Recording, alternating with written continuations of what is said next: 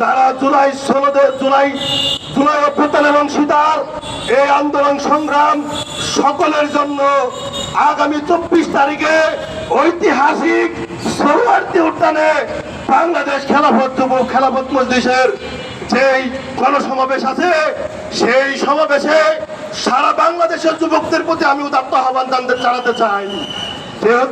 আমরা যেহেতু 24-এর অভ্যুত্থানে সবচাইতে বেশি নিহত এবং শহীদ হয়েছিল যুবকেরা, আমি মনে করি এই লড়াইটা যুবকদের লড়াই। যুবকরা প্রস্তুত আছেন তো ইনশাল্লাহ?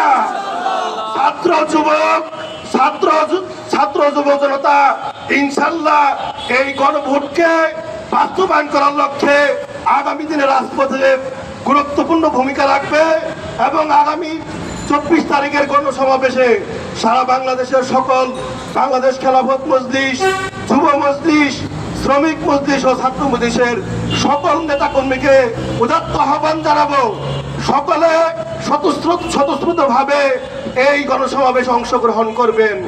বিশেষ করে আমি আমার যুবক ভাইদেরকে বলবো, আপনারা এই গণসমাবেশে নিজের জান এবং মাল নিয়ে আপনারা সেই সমাবেশ উপস্থিত হবেন এবং ইনশাল্লাহ আমরা আমাদের এই দাবি বাস্তবায়ন করি ছাড়বো ইনশাল্লাহ।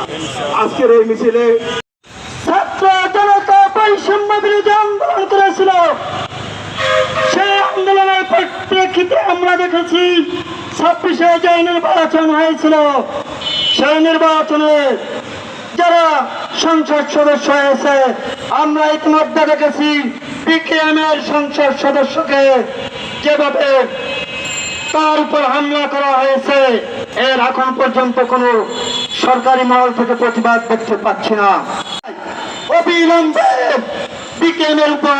পিকেএম এর সংসদ সদস্যের উপর যে হামলা হয়েছে তাদেরকে বিচারের আওতায় আনতে হবে। আল্লাহ, আপনি আমাদের আন্দোলন সংগ্রামকে কবুল করেন। আয় আল্লাহ, গণভোটের রায় বাস্তবায়ন করার মতো তৌফিক দান করেন। আয় আল্লাহ, এই সরকারকে শুভবুদ্ধির উদয় হোক, এই তৌফিক দান করেন। আয় আল্লাহ, 24 তারিখের গণসমাবেশকে সফল করেন। আয় আল্লাহ, আমাদের রাহবারকে কবুল ও মঞ্জুর করে নেন। আয় আল্লাহ, আল্লাহর জমিনে আল্লাহর দিন কায়েমের লক্ষ্যে আমাদের সকলকে কবুল আর মঞ্জুর করে নেন। সুবহান রাব্বিকা রাব্বিল ইজ্জাতি আম্মা ইয়াসিফুন ওয়া সালামুন আলাল মুরসালিন আলহামদুলিল্লাহি রাব্বিল আলামিন।